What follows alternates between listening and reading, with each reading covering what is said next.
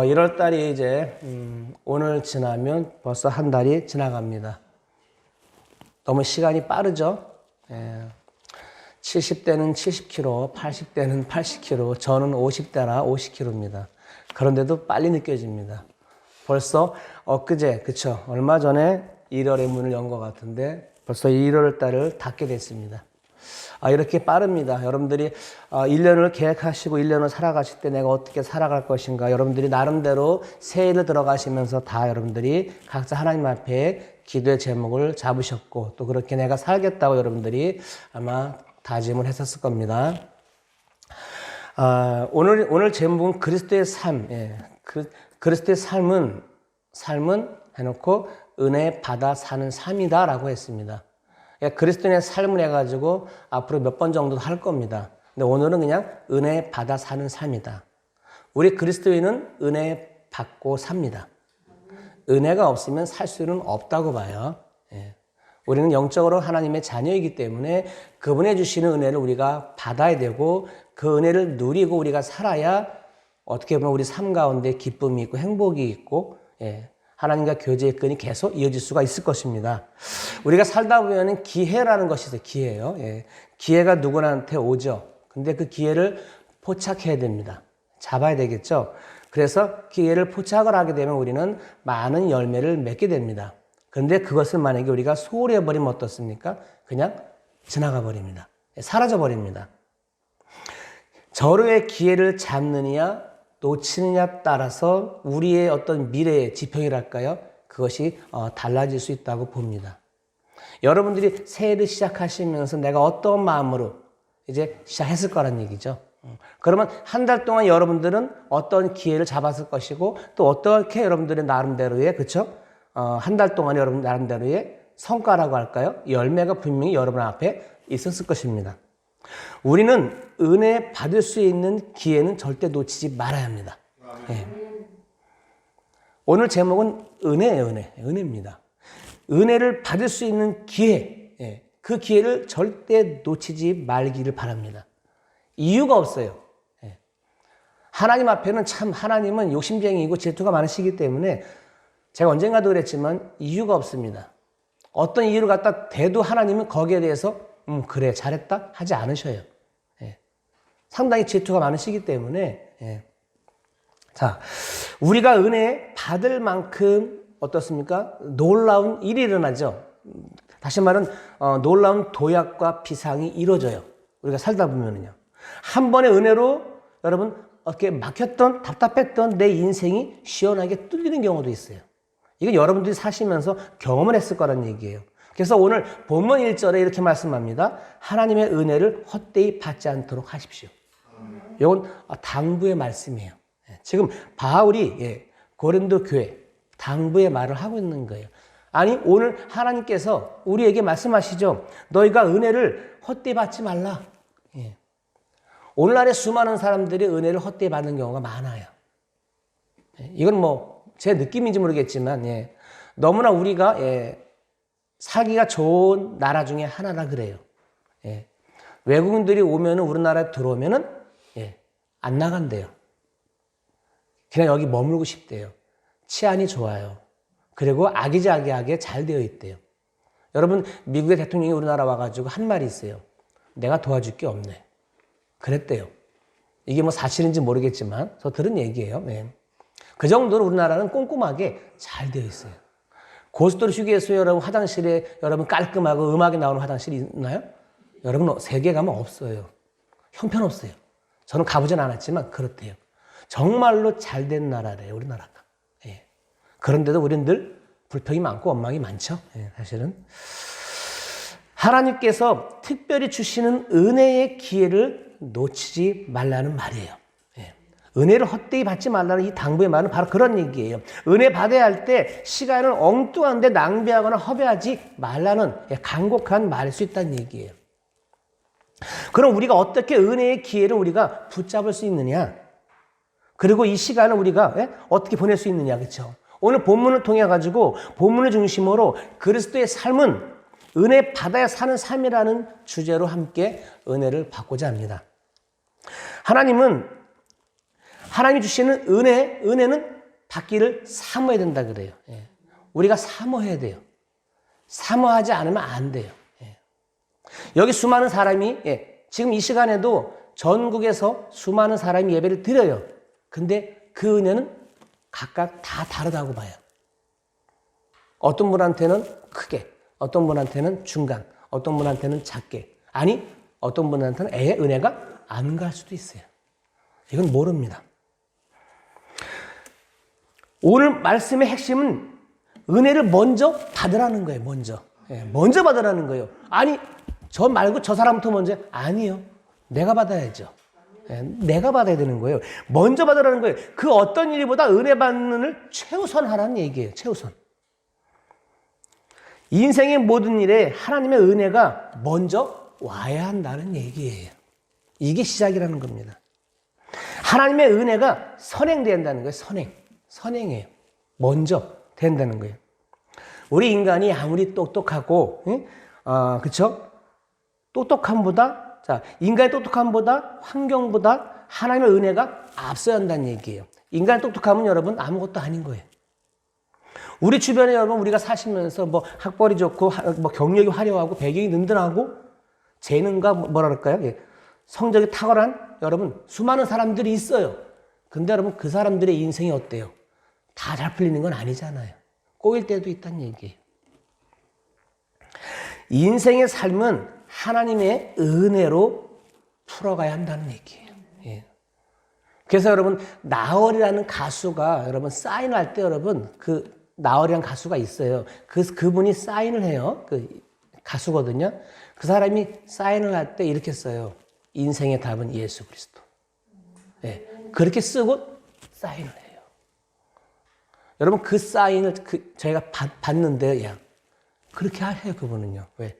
그분은 답을 가지고 있는 분이에요. 답을. 그럼 왜 우리가 은혜 받기를 최우선해야 되느냐? 왜 은혜 받기를 최우선해야 되느냐? 은혜는 자격 없는 자에게 값없이 가져오는 축복이기 때문이에요. 우린 자격이 없어요. 원래 자격이 없었죠. 없었습니다.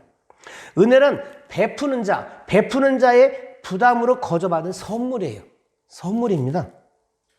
은혜란 성취가 아니라 선물이에요. 선물입니다.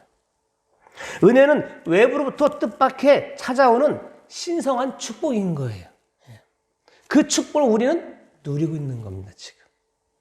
그래서 우리가 감사를 안 할 수가 없는 거예요. 그리스도인은 오직 은혜로 구원받고 은혜로만 복을 받고 누리는 자들이 바로 우리입니다. 저와 여러분이에요. 은혜는 하나님의 특별한 선물이에요. 우리는 선물을 받았어요. 아주 특별한 선물이에요. 그래서 여러분 성경에 사도 바울이 고백을 하잖아요. 고린도전서 15장 10절에 보면은 그가 이렇게 고백하잖아요. 그러나 내가 나된 것은 하나님의 은혜로 된 것이 아니라 그러죠. 아니요. 내게 주신 그의 은혜가 헛되지 아니하다. 자, 내가 모든 사도보다 더 많이 수고했으나 내가 한 것이 아니다. 오직 나와 함께 하신 하나님의 은혜로다. 은혜다. 이렇게 바울이 고백을 해요. 왜? 은혜가 얼마나 중요했고 자기는 은혜를 받았고 그 은혜를 지금 나는 누리고 있다고 자신 있게 지금 말을 하고 있는 거예요. 나는 하나님의 은혜로 오늘이 내가 되었다. 나에게 베풀어 주신 하나님의 은혜는 헛되지 않았다. 나는 사도들 가운데 어느 누구보다도 더 열심히 일하였다. 그러나 이렇게 한 것은 내가 아니라 나와 함께 하신 하나님의 은혜다. 이렇게 고백을 하고 있어요. 자, 이게 무슨 말이겠습니까? 이게 다 우리가 아는 얘기예요. 그리스도인은 하나님께 은혜 받아야 쓰임받고 은혜 받아야 인생이 풀린다는 얘기를 할 수 있어요. 사도 바울이 그랬다는 얘기예요. 은혜 받고 나서 그의 인생이 어때요? 쭉 풀려갔어요. 하나님의 은혜란 노동의 대가인 품삯처럼 계산될 수는 없어요. 계산이 안 돼요. 하나님의 은혜 앞에서는 우리가 열심히 일한 것도 성실하게 수고한 것도 그리고 내가 신앙의 연조가 많다? 봉사 경력이 많다? 헌신의 분량이 많다? 내세울 거 아무것도 없어요. 그거 중요한 거 아니에요. 그거 중요치 않습니다. 기독교는 공로 사상이나 성과주의가 아닙니다. 오직 하나님의 은혜로 누려지는 신앙생활인 줄 믿습니다. 예. 은혜 많이 받은 사람이 여러분 봉사도 잘해요. 사실은요. 그렇지 않아요?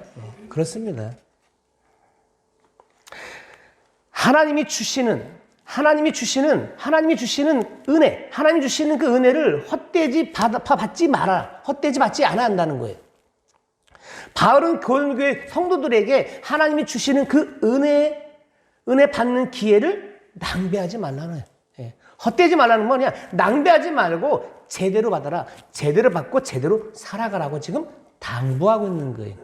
아니, 오늘 우리에게 하나님이 이렇게 말씀하시는 거예요. 오늘날 은혜 받기가 힘들어요. 왜? 너무나 잘 살고 편안하고 다 좋으니까 사실은 은혜 받기가 힘들어요. 우리가 힘들고 어렵고 가난한 시절에 여러분 저 앞으로 가면 여러분 은혜 받기 위해서 많은 사람들이 뭐 기도원도 가고 어디도 가고 엄청나게 은혜 받기 위해서 달려가고 매달려고 그럴 때가 있었어요. 지금은 점점 없죠. 네. 지금은 그냥 가만히 내가 편안하고 다 좋단 말이에요. 뭐든지 다 누릴 수 있고 얼마나 편하게 삽니까? 편하게 살수록 은혜는 점점 멀어져요. 이상하게 멀어집니다. 여기에 우리 속지 말아야 합니다. 은혜 받아야 할 때 사소한 일로 시간을 탕진 말라는 거예요. 사소한 일로. 우리가 살다 보면 사소한 일들이 많아요. 물론 큰 일도 있겠죠. 근데 은혜하고 그 사소한 일하고 바꾸면 안 돼요. 근데 이상하게 바꾸게 돼요. 사실은요. 그리고 탕진해버려요. 그 시간을 빼앗겨버린단 말이에요. 바울은 예수님의 마음이요, 예수님의 가슴으로 이사야 49장 8절의 말씀을 인용하면서 간절하게 호소를 해요. 그게 뭐냐?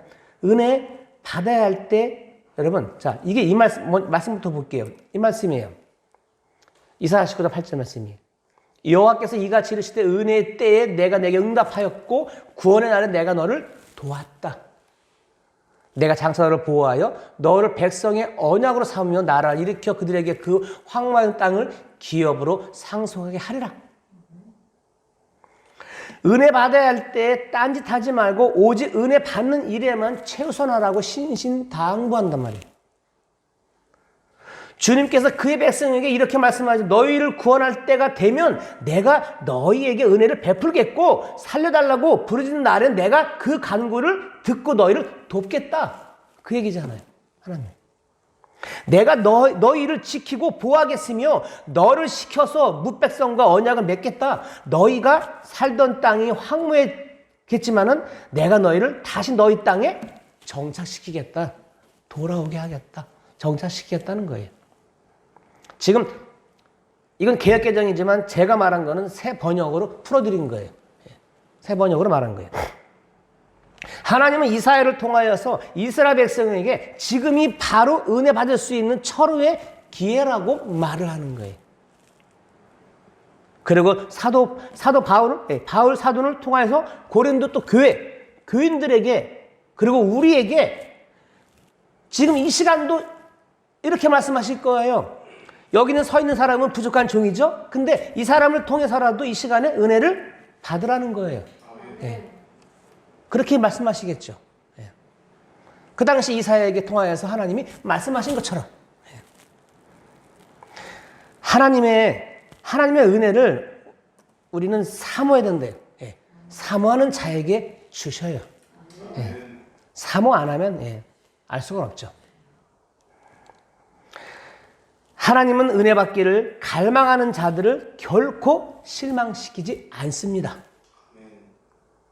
복음서, 이 신약 복음서는 예수님이 우리에게 주시는 은혜의 특성을 이렇게 얘기해줘요.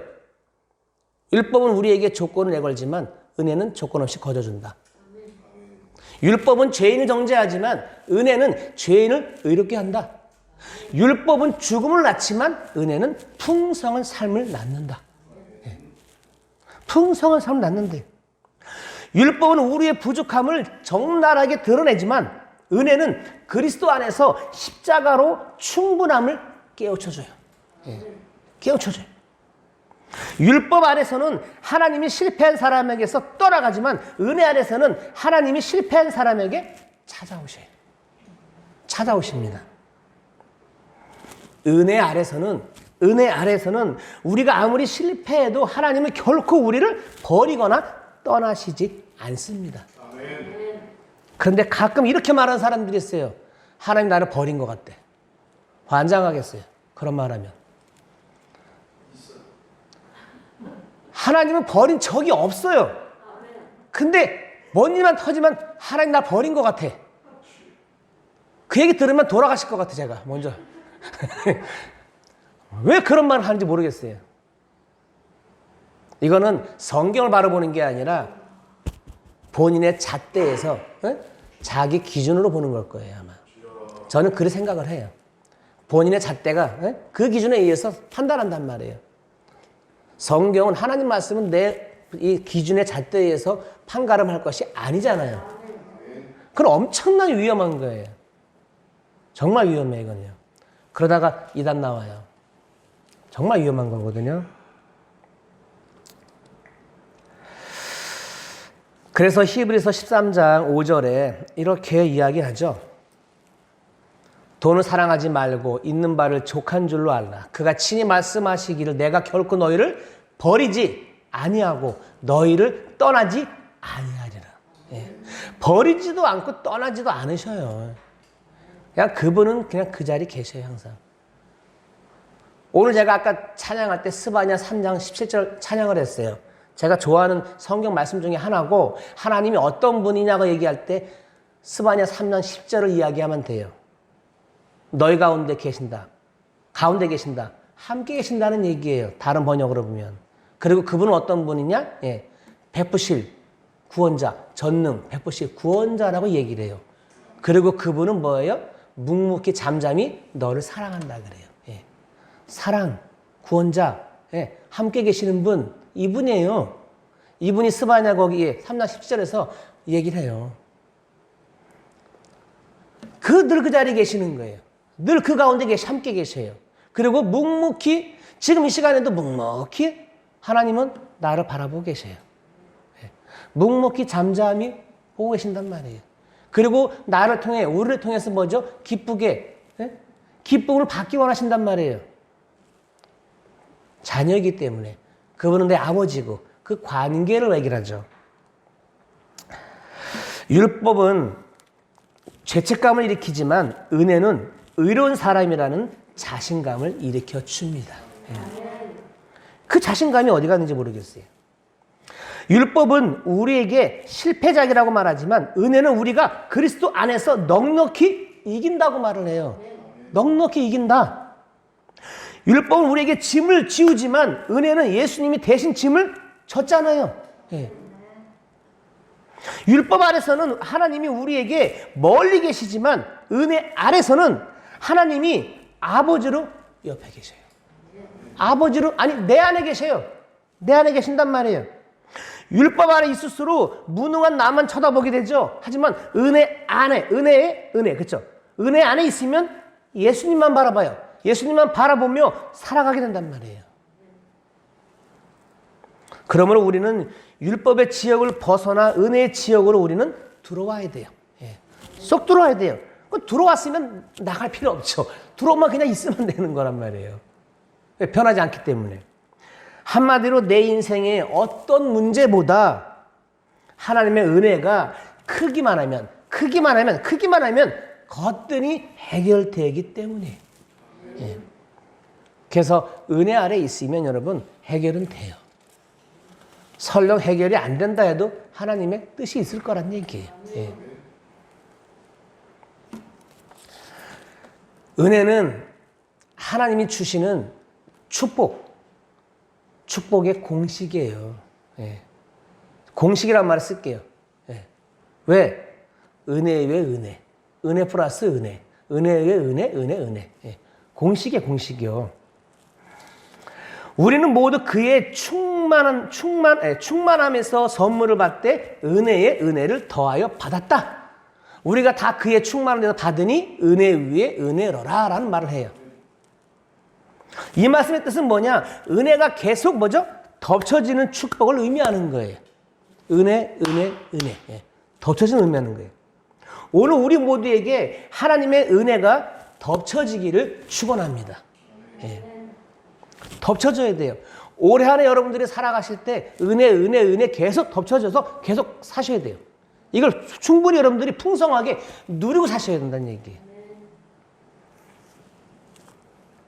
은혜, 이런 말을 뭘까요? 예. 은혜 한 방이면 된다. 은혜 한 방이면 된다? 예. 은혜 한 방이면. 우리는 불리할수록 더욱 애절하게 은혜를 구하는 기도가 되어져야 돼요. 더 된다는 얘기예요. 은혜 한 번이면 여러분, 옛날에 어떤 부흥사가 그랬어요. 지금도 기억이 나지만, 여러분 이 시간에 은혜 받으세요. 은혜 한 방이면 암세포가 떠나갑니다. 그랬어요. 그러면 저기 앉은 사람들이 지금 목사님처럼 아멘, 아멘. 여기저기서 아멘, 아멘 하잖아요. 그러면 그러죠. 믿은 대로 될지어다. 물론 믿은 대로 되죠. 내 믿음 내 믿음이니까 믿으면 된단 말이에요. 은혜 한 방이면 충분하다. 그 얘기예요. 우리가 하나님의 은혜를 먼저 선포해 버리면 하나님은 뒷감당 해주신대요. 뒷감당 해주신다 그래요. 자, 크게 세 번째는 이겁니다. 예배 때마다 은혜 받기를 작정하십시오. 지금 이 시간에도 은혜 받기를 여러분들은 작정하고 시작했을 거란 얘기예요. 작정이 뭐예요? 작정한다는 얘기예요. 자, 말씀의 은혜, 치유의 은혜, 회복의 은혜, 뭐 변화의 은혜, 성숙의 은혜, 뭐 응답의 은혜, 풀리는 은혜, 뭐 여러 가지 은혜가 있단 말이에요. 근데 그 은혜를 우리는 사모해야 되죠. 그래서 마태복음에서 말씀한단 말이에요. 너희 믿은 대로 되어라. 된다는 말이에요. 사모하면 믿은 대로 다 되는 거예요. 예수께서 그들의 눈에 손을 대시고 말씀하셨죠? 너희 믿은 대로 되어라. 이게 마태복음에 있는 말씀이에요. 이 말씀이에요. 제가 안 올렸네. 마태복음에 있는 말씀이에요. 마태복음 9장 29절에 있는 말씀이에요. 은혜를 우리는 갈망해야 돼요. 은혜를 갈망하고 은혜 받기로 작정하는 만큼 하나님은 주신다는 거예요. 그래서 제가 아까 말씀하셨죠. 은혜를 사모하고 갈망하는데 이 사람이 받는 은혜와 이 사람이 받는 은혜가 다 다르다 그랬어요. 아니 전혀 은혜 못 받고 돌아가는 사람도 있다고 해요. 이건 알 수가 없죠.